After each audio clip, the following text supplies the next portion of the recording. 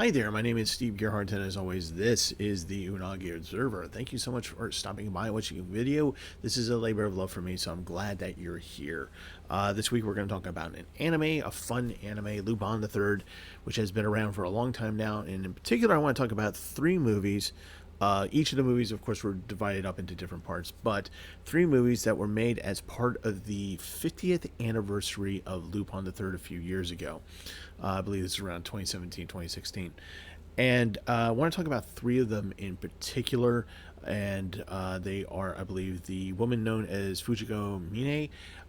Let's see here. Goemon's Blood Spray. I'm kind of doing these out of order. Goemon's Blood Spray and Jigen's Gravestone. So I want to talk about those three. And one of the most interesting thing is that Monkey Punch had a hand in it. So that's always kind of interesting. So let's go ahead and get started.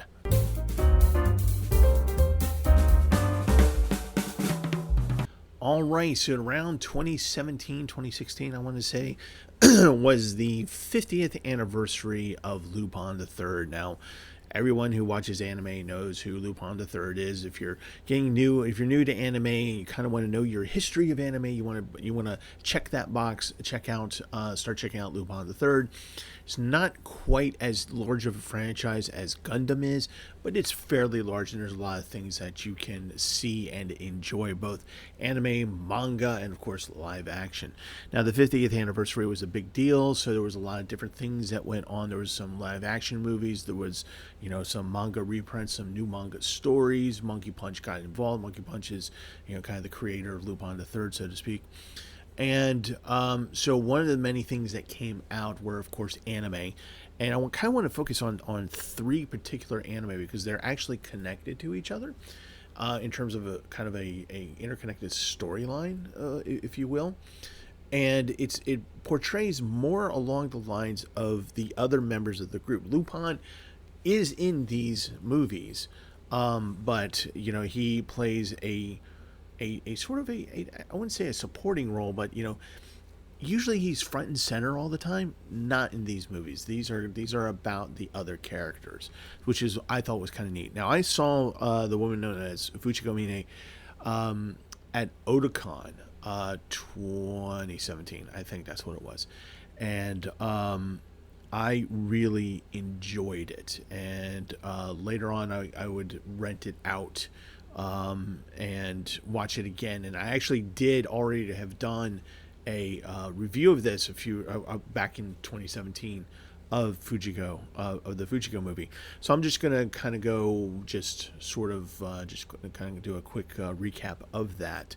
So the plot is of course about Fujiko Mine and her exploits in thieving jewelry and being Lupin's sometime lover, I guess is the thing.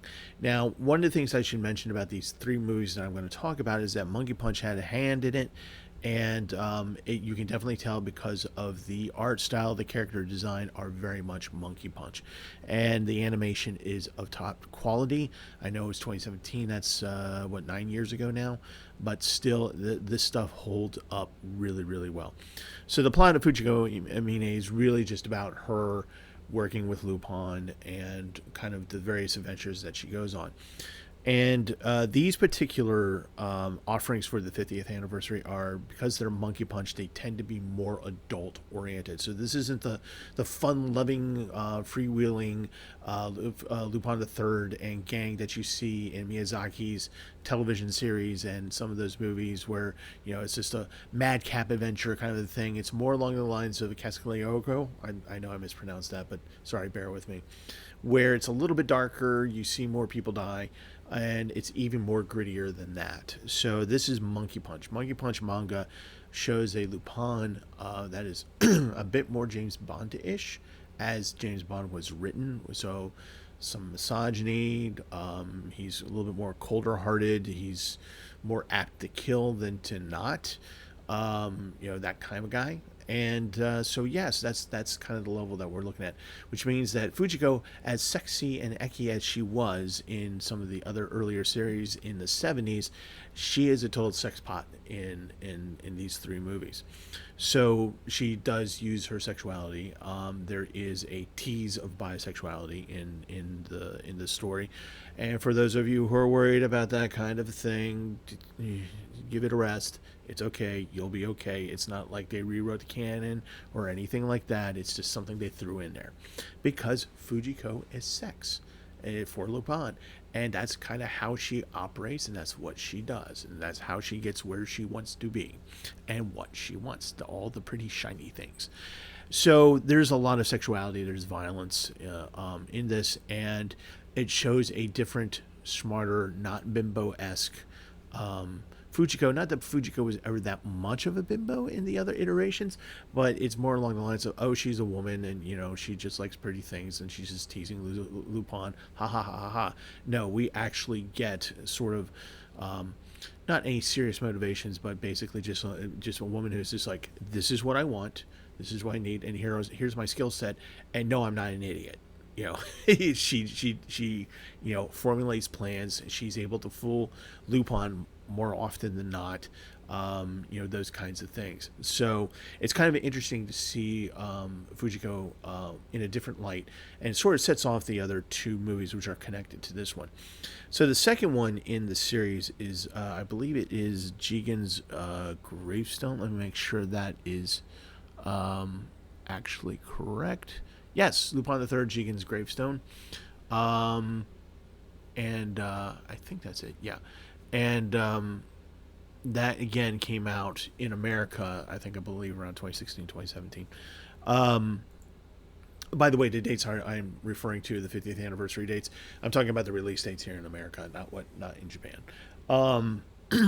So anyway, Jigen's gravestone. Jigen is of course, as we know, is the gunman of the group, right? And so he is doing a job independent of Lupin. He is guarding an opera singer who, this is not a spoiler, who gets killed. And so out of a sense of sort of guilt and wanting to, finish the job, so to speak, and get revenge for his client, he kind of goes on this little bit of a revenge trip and starts investigating things and trying to figure out why this happened, what happened, and so forth and so on. Now, it should be noted that in these three movies that are kind of connected, we get the sense that the gang that we see in the Lupin 1970 series and stuff that we're most familiar with, is that this is a tight-knit gang. They're always together, more or less. Sometimes they go off on their own little ventures, but they're basically the gang, right? No, this is the Monkey Punch version, so which means that they get together every now and again to pool resources to do a job. Otherwise, they sort of go off and do their own things for the most part. And every now and again, Lupin goes, hey, I need your help, and he'll bring somebody in. And usually it's one of those three, Jigen, Goemon, or Fujiko. Usually Fujiko somehow gets mixed up in the thing, because she often has the same sort of goals as Lupin does. So anyway, so in this one, we're looking at Jigen as an independent contractor, basically, and playing the role of bodyguard as opposed to sort of gunman or assassin.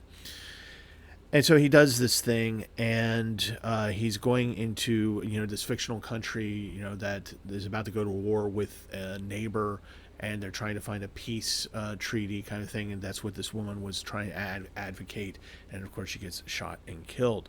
Jigen tries to get revenge for her, and in doing so comes under a list of hits that one government wants to do, and they hired this particular assassin to eliminate Jigen, because Jigen was the supposed to be the protector of this woman, and also a couple of other people that were kind of remotely tied in, and this actually includes Fujiko, and which is kind of interesting, because she's off doing her own little thing in this country. She's off trying to steal something, and this assassin is very good at robotics. He's very good at sniping. He is top notch. It is even Jigen is unclear as to whether or not he can actually outgun this guy. And so, in trying to figure out who this guy is and where he is, so that they can, so he can kill the guy, he enlists reluctantly, very reluctantly, Lupin's help in finding this person. Fujiko gets wrapped up into it, as one of the things that she's trying to steal is from this weird gentleman's masquerade-ish kind of club where girls are supposed to dance for them, whatever, and they're all rich men, and she's supposed to dance in this glass box. But really, what it's about is that they throw her naked in there with like this, this kind of slimy liquid, and this mechanical robot built by the assassin comes in and tries to kill her. Of course, Lupin happens to be there on a different mission, doing a different thing with Jigen, sees this, rescues Fujiko. So Fujiko kind of is in the background, kind of helping a little bit, but she's not really part of the story.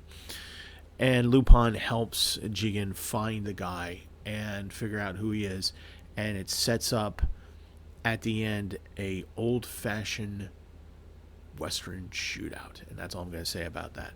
Now, the reason why it's called Jigen's gravestone is that one of the quirks of the assassin, because of course all assassins have to have quirks, is that he will go to a graveyard and just arbitrarily put a gravestone of the person he's going to kill next. So of course they find Jigen's gravestone and they go, oh, and it shows his date of birth and then a dash and kind of an empty space of his date of death. And so that's his Otis, how this guy operates. Now, what's interesting is that at the end of, so in Fujiko, the woman known as Fujiko Mine, you get a little bit of Zenigata, not much. You get Zenigata at the end as a kind of like a bonus clip after the credits, and Zenigata is a different Zenigata. This is not the buffoon Zenigata. This is a serious police Zenigata working with Interpol. And so at the end of it, when he shows up, you're like, oh. Which builds us up to the next one, which is Goemon's blood spray. So Goemon, again, he's off on his own, doing his own little thing, and basically, much like Jigen, is hired as a bodyguard for a Chinese triad organization. They're on this huge gambling boat, and on the first night that Goemon is trying to protect his new boss, everything goes south. And of course, Lupin and Fujiko happen to show up because they're doing their own little thing on this, and so they just kind of cross paths. And Lupin again rescues Fujiko, and as they're leaving the barge, the gambling barge, which is exploding, they go, "Oh, look, it's Goemon. Huh? What do you know? What do you think he's there? I don't know. Let's get out of here." And so that's kind of what they do. And then Jigen shows up, on another case, and kind of is like, in his role is that he's supposed to be going after, I think, a former U.S. Delta Force assassin guy who's gone off the grid, so to speak, but is actually working for a unknown person. And his big deal is that he has the divine eye, which means that he can foresee what's going to happen when he enters into combat. So he knows exactly, if he does this choice, this is what's going to happen. If he does this thing, then this is definitely going to happen. And he's virtually unstoppable. And he's represented as a very large American with hatchets, giant hatchets, and he's just brutal. So Goemon, so this turns into actually an old-fashioned, if you know your 50s, 60s, early 70s Japanese cop cinema, this is that you immediately know what this trope is, which is basically you have a cop and you have the anti-hero, this case being Goemon, trying to figure out what's going on, and they kind of sort of join forces in various ways, even though they don't know that they're doing it until the very end. And it's very much that trope of a Japanese cop movie. And so that should give you, so if you know that, then you know that flavor. And it is actually pretty good, but it is very hyper violent. Jigen's gravestone was violent and did show blood and things like that. This is a samurai movie where, limbs whoop, cuts off hands, arms, faces, meh, whatever, blood everywhere.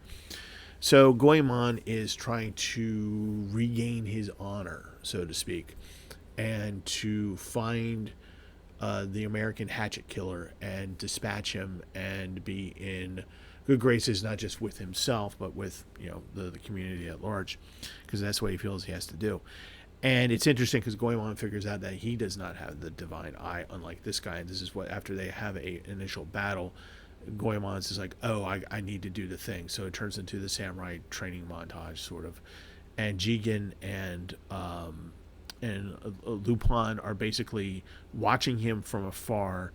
And Lupin says, look, we're not going to get involved with this. We just need to be around so that, in case somebody shows up, we can, make sure that Goemon's safe to do what he needs to do. And Zenigata plays a huge part of this. Now, Zenigata plays, again, not the buffoon, not the oh my God, Lupin, here's my, I'm twirling my handcuffs. Darn it, he got away again. Oh, Keystone Cop. No, Zenigata is a serious cop in this. He's he is portraying the Monkey Punch Zenigata, which is a very serious cop. If you know your cop cinema, Zenigata's got the haircut, he's got the trench coat, the hat, and he's got the no nonsense attitude, and just a very, very focused line of this is justice and this is what he's going to do. And so in the Monkey Punch, Zenigata is basically, that's what he does. So if that means he has to buck his superiors, and ignore their orders, that's what he does, and he does that. And so he finally gets to the point where he is a help to Lupin and Jigen, keeping Goemon safe until Goemon achieves the divine eye. Zenigata is willing to do this because, this guy, this American with the hatchets, has killed some of his people. And so, he's just like, well, this is where I'm going to do it, so this is how we're going to do it. And I want my pound of flesh for my people. So Zenigata is kind of hardcore in this one, and Goemon, of course, is Goemon. And there's a very interesting point where Goemon, at the beginning, is given an actual samurai sword. Is given a sword, and the sword has a very nice hilt on it. So the pommel goes up to a traditionally ornate hilt. And if you know your Goemon from other Lupin series, it's a very plain pommel handle and coming out of a very plain scabbard. Goemon starts off with a very beautiful samurai blade. We're told why he goes back to being this really kind of humble looking katana blade, and this explains that, and it's kind of cool. I don't want to spoil it for you. So Goemon goes into battle with, at the end, finally goes into battle with the thing, and I won't tell you how it works out. That's the best way I can describe it, how it works out. But I will say this. At the end, Goemon, in repaying his debt to Jigen and Lupin for protecting him while he needed to do the thing he needed to do, is shielding them with his body from Zenigata, who wants to arrest them. So they make their getaway. By the way, Jigen and Lupin by this point are really beat up by this guy, by the American dude. They're just like done. And so Goemon is like, I'm gonna, you go, I'll protect you. And Zenigata is just like, get out of the way. And it ends with Goemon and Zenigata facing off, and that's where I'm going to stop because I don't want to give the ending. You gotta watch this; it's really effing cool. Just how it all ends, and so those are basically the plots of the three movies. The woman known as Hichiko Mine. Jigen's Gravestone, and Goemon's Blood Spray. If you get a chance to watch it, please do. It's very, very good. It is violent, not for the kiddos. This is not the same Lupin III that we got in the 1970s, where it's this like madcap adventures again. It's this stuff. It's Monkey Punch, sex, actual drug use. You see Fujiko token on a bong, sexuality, just the whole 9 yards. Okay, this is if I had to put a rating to it, this is definitely an R rating for all three. So you know that. So the animation on this, boy, is it gorgeous. It is, even after 9 years, this still stands up because it's Monkey Punch. So they took Monkey Punch's character designs and the way that he draws things, and they did that for the anime, and it is so beautiful, but also disturbing when you get into the really violent parts, like particularly in Goemon's Blood Spray. But it is fantastically animated. I won't say that it's like the best thing ever, but you will be pleased with it, definitely. So who is this for? Who is this actually for? If you are like me, a Lupin III fan, that you know this is something you grew up with and it's been part of your anime watching history, this is a nice way to see how it's basically what Lupin III was originally, how he started, how this huge franchise started. So it's kind of neat to go back to that Lupin III and see what that was all about. And so if you want to see something of that nature, by all means do it. If you need to see something that is kind of like a very much a movie of just like like the 1960s 70s samurai, modern cop, Japanese cinema, watch this. That's just gonna be so into your groove, it's not even funny. Now if you are old enough to handle these subjects and things like that, you don't know that much about Lupin III, yes, please watch it and understand that this is the creator's iteration of Lupin III, which has changed over the years. We talk about the jacket, the red, the green, and all that. This is basically Monkey Punch's Lupin III, and I can't stress that enough. So I give this 2 thumbs up as long as you're mature enough and old enough to watch these things. Again, I give these movies an R rating, and they are not for the kiddos. Otherwise, give it a go. I mean, I'm not just saying this because I like Lupin III. I as an anime, these 3 anime together, please do. Please watch them. I think you'll enjoy it.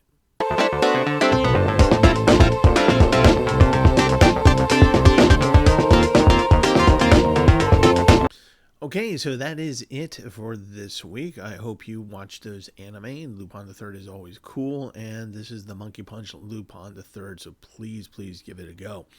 So next week, I'm not sure what's going to be up on the channel next week. In theory, I may be giving 2 panels at RetrieverCon at UMBC, University of Maryland, Baltimore County.